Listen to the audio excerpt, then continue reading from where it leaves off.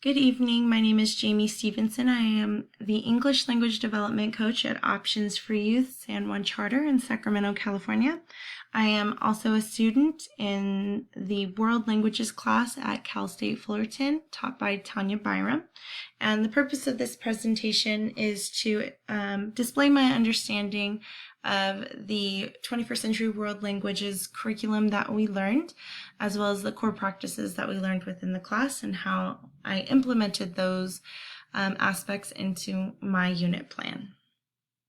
I would like to begin my presentation by explaining the diagram that we are viewing at the moment.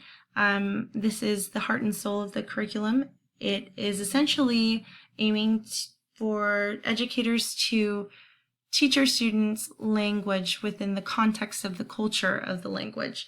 And we do this by working through different lenses. So those 5 C's represent those lenses. We have communication, cultures, connections, comparisons, and communities. We then move inward and begin to talk about the 3 modes of communication. We begin with interpretive communication, then we move towards interpersonal communication and presentational communication. Interpretive communication focuses on providing a language learner an authentic source to glean information from using the second language that they're attempting to learn. They then use that information to dialogue with another language learner, providing authentic and meaningful opportunities that are unscripted and not explicitly directed. And then we move towards the presentational mode of communication, where students are given the opportunity to take what they have learned within the authentic source and within dialoguing with their partners or groups to create something, to present an idea or concept within the language that they have learned. The idea of using these 3 modes of communication is to begin to help the students to think critically and aim towards interculturality, which is viewed in the middle of the diagram. We first start by helping students to understand how the language they are learning impacts them individually, as well as its function within the culture. And then we begin to move outside of just how it impacts us individually to exploring how it impacts our communities as well as the world around us. Essentially hoping to help our students to develop the ability to use their second language to promote positive change and understand the culture so that way they can achieve native-like language skills. I would now like to touch on the core practices and kind of point out within my unit how I use those core practices as I planned the curriculum, and then we'll move into the individual lessons themselves. The first core practice is to use the target language as the vehicle and content for instruction. This is quite natural within the English language development program that we have. I'm a native English speaker, and as a result, a lot of my planning and my instruction is in English, and especially since I work with a variety of students from different ethnic backgrounds, it's best served to instruct my students in English, as well as it gives them additional opportunities to understand and use the language. Core practice 2 is to design and carry out interpersonal tasks. Students must be given authentic opportunities to practice the language being learned, and by authentic we mean unscripted or directed. And so this is a part of both of my units, and we'll delve into that when I go into my individual unit more explicitly. Core practice 5 is using authentic resources to develop language.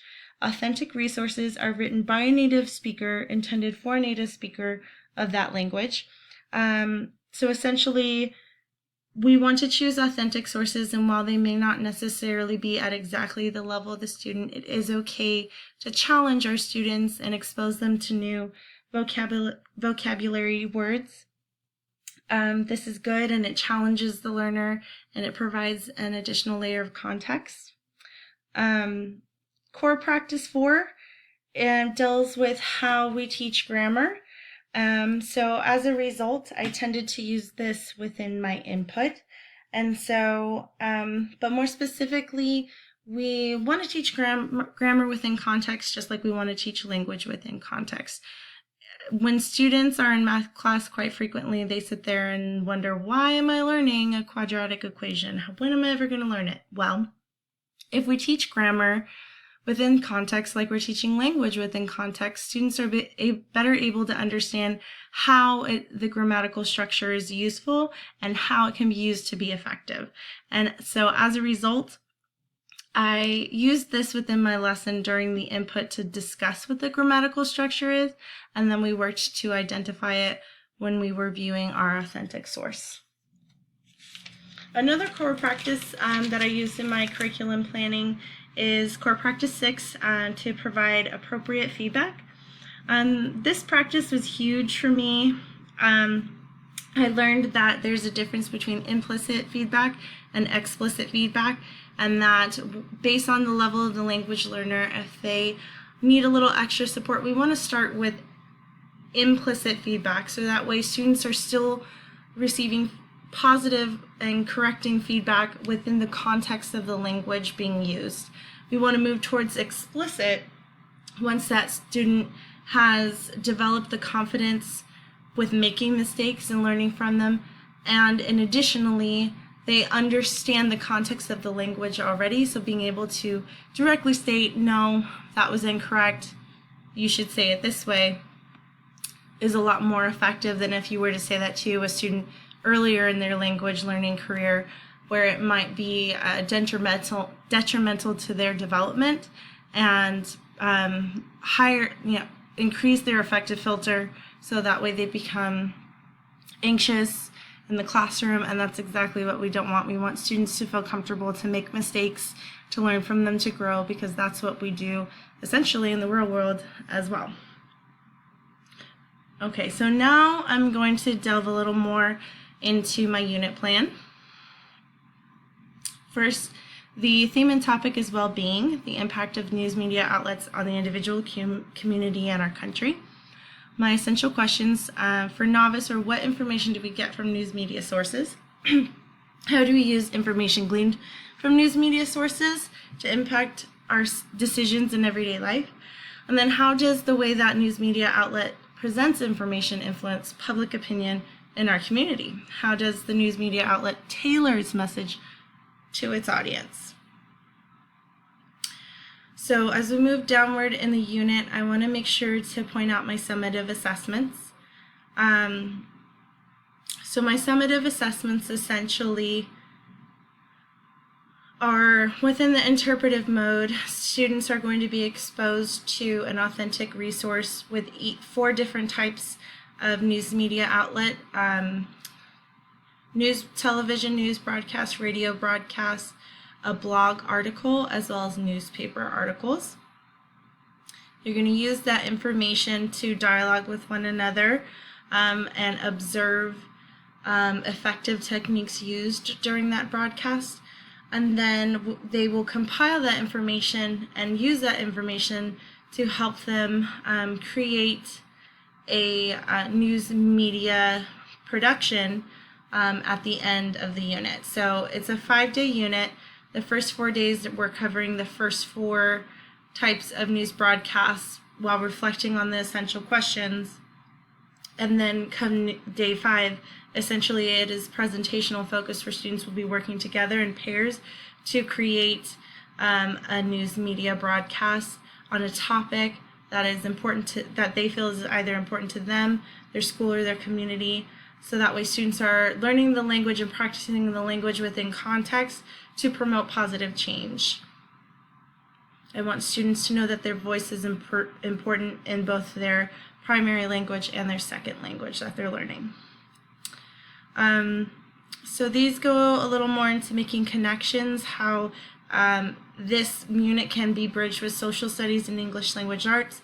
We're really tapping in, especially within the individual lesson, because the way I designed it within the individual lesson, we're tapping into how news media outlets cover presidential elections. And then we begin to learn about how that can impact the individual, school, and community, analyzing persuasive language and the way that it was delivered, so that way they can use it in their broadcast on the fifth day. Within the toolbox, we're going to be kind of using the PACE model to understand proper nouns, conjunctions, Tier 1 vocabulary they are pretty much familiar with, and a lot of Tier 2 as well. But essentially I did want to be explicit in my planning to make sure that I included everything. The big ones being ethos, pathos, and logos, as well as aspects of broadcast which deal with the delivery, vocabulary choice, voice, intonation, inflection, physical and verbal expressions, appearance, and whatnot. And then Tier 3 will be used when they are, some of them are used in my input, but a lot of them I want them to use when they're working on their presentational summative assessment. So the key learning activities essentially in every lesson, let me go into the individual lesson. So lesson 1, we're going to kind of I'm going to have all of these different radio, news outlets, all of these different media sources to help them to figure out what do they have all in common, and then we're going to work together to tally which students listen or watch to which particular news media outlet.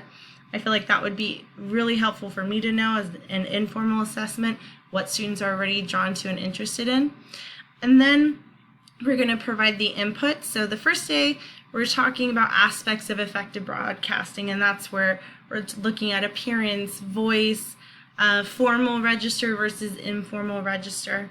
And then students are going to navigate to working within the interpretive mode, where they are going to view the authentic source and answer some reading comprehension questions. So let me show you what one of those looks like. So for example, this one is on television broadcasting. And so the students begin with, something really basic. I wanted to make sure I scaffolded it. How does this information impact what they choose to do in their everyday life? Weather reports, how we dress, traffic reports, where we drive. And then we move into the presidential election and start to answer questions about who's getting the most coverage, and who do you think the news report, why do you think they're highlighting this, and what do you think news anchors are trying to accomplish by sharing this information?